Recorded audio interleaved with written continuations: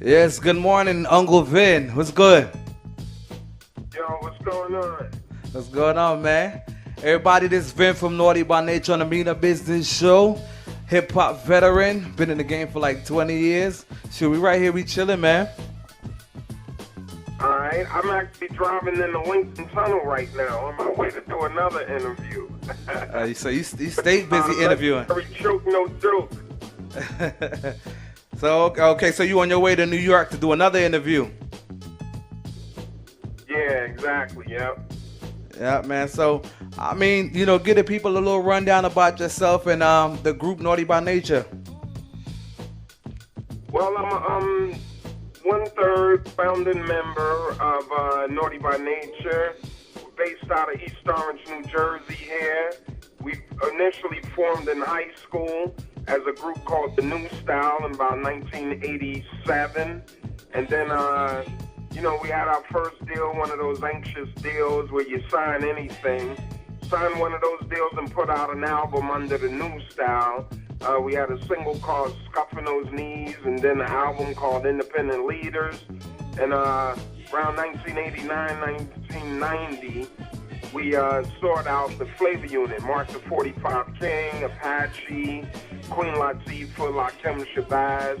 It just so happened that around that time, Queen Latifah and Shakim, they were starting flavor unit management. So, we were lucky enough to sign as their first group, and we switched our name from New Style to Naughty by Nature.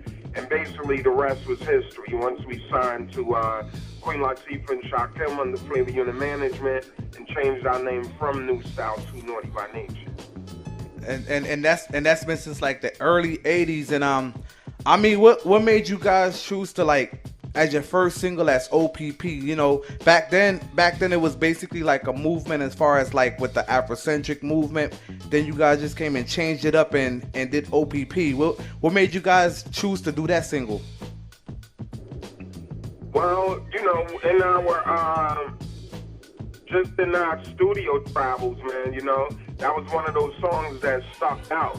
And for us, we were a live performance group, That's how we grew up, not being in the studio. We grew up performing live. So we knew and we wanted our first single to have a good dance feel to it, something that would work in the clubs and something that would move the crowd, So it was really a toss-up between OPP and Everything's Gonna Be Alright with Ghetto Bastard. We knew that Ghetto Bastard was a good song, but we figured, OPP would work better in the club, and then because of the content and what OPP stood for, that it would cause more of a conversation.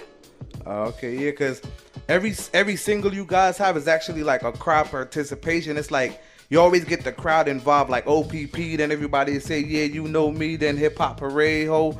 You know what I mean? So it's like you guys are always doing consistent, like always doing something to involve the people, you know what I mean? And I notice with you when you come with your lyrics always paint a picture. It's like you can visualize it. I mean, what kind of process do you take when you write your lyrics? Hey, well, for one, it's like just camaraderie, being around your friends and clowning around and coming up with stuff. Life inspires lyrics. And then on the other hand, we're blessed to have a great producer like KG who comes up with these infectious tracks. So a lot of times, if you don't have the concept, his tracks will create the concept for you and inspire the lyrics. So, again, that is what we've been doing since kids, man. And we always include the crowd because we're a live performing group. That's the foundation of our existence. Yep, and I mean, cause I've been around since New Style days, you know what I mean, and I've been watching you guys grind and hustle, and I think that's where my drive come from as far as like promotion wise, cause I remember this is like 20 years ago, you and I actually sat on the stairs, like we was on KG stairs, and we was talking about branding and promotion. He was like, yeah, twin, you got to do this and do that by that, and that's where I got my drive from. And I see that you guys were the first actual hip hop group to have a clothing line or a clothing store. Tell us a little bit more about that. Yeah, well, it was like when we, first of all, were street kids, and you were there with us. And when we made music, you know, we wanted to transition out of the street. So even as the new style, we always had our own jackets, T-shirts, merchandise. And then when we signed to Tommy Boy Records, you know, working with their art department, they came up with the logo and our first Down with OPP T-shirt, first boxers, you know, boxer shorts that we had, and the OPP stickers. So, you know, big up to Tommy Boy Records and Monica Lynch and their art department for coming up with that. And since we were already versed in that from having our own new style apparel, it was easy for us to pick it up, you know what I mean? Yeah. But the problem was, once we blew up with OPP, we were selling a lot of the merchandise on the block itself, on 18th Street. So then, of course, you know, the feds raided our block and thought that we were drug dealing or, you know, laundering money. But at that point, we were living a legitimate lifestyle, making more money than we ever would on the block. We just, you know, had that homegrown feel, and people from all over the country would come to our block and buy T-shirts from us. So once the cops raided the block and ended that, then I knew we had to take it to the next level. So, you know, I was inspired by Chuck D of Public Enemy. I was inspired by Eazy-E, the late great Eazy-E, you know, from NWA, and then Spike Lee, who had Spike's joint in Brooklyn. So once I went out there and saw that he had a physical store right there in his hometown neighborhood and saw how much hometown support he had, that's what inspired to open up the retail store downtown North and just totally legitimized everything. Oh yeah, cause so you basically the business was getting too big in the hood, so you had to take it on another, like a corporate level. You know what I mean? And most of your stuff, cause I remember the slogan was, if it don't have the back, take it back. And back in the days, people were bootlegging a lot of naughty stuff like that. So were you able to curb that from people actually bootlegging your clothing and stuff like that? Yeah, after a while, we were able to get a grip on it. But, you know, the reality is, hindsight, all of the bootlegging is what helped blow our brand up and help establish our brand and put us a cut above the rest, you know? So sometimes bootlegging can be the gift and the curse. But in all actuality, if no one wants to bootleg your stuff, maybe you're not that hot anyway. So now, like now, it's been 20 plus years. How do you guys stay relevant? Because I remember speaking to you, said you guys do about 150 show a year. Like, how does that happen, and how do you make that happen? Well, first and foremost, again, we come from the live stage show. Before we had a record deal, before we had, you know, a video or a record playing on the radio, we were strong live performers around the way, and that never left us. So by the time we got radio play and music videos, all of that was extra ammunition. So when we came out the box and people saw us live, Naughty by Nature has always been known for having one of the strongest live stage shows.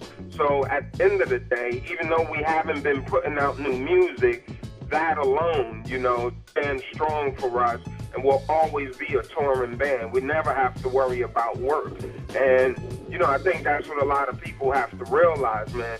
You can't pull the wool over people's eyes. There's two things that people, you know, who love music, you know what they are. They're people who love music. So no matter what you do, no matter who you think you are, you know, music lovers hear and they know and they absorb real music when they see it. Another thing is live performers, live concerts, you know. People love a live concert. So, you know, again, no matter what you think you're doing out there, hey, if it's not strong, the people are going to let you know. So you can't pull the wool over people's eyes. You got to do it from an organic, honest place, and it'll take care of itself if it's coming from an honest place. So like out of all the albums you've done, right? Which one is like your best? You feel like is your best work that you've ever done? For, you know, starting from the first album to the last album. Which one did you really like enjoy doing the most? I would say, of course, the first album. You know, because that was before we were industrialized and before all of this industry stuff happened. You know, that was our most organic, you know, pure album because we weren't worried about what people would say, or what a publicist or a radio critic or any of them would say. Or that first album was when we were coming from the block, and that was just our honest, regurgitation of hip hop.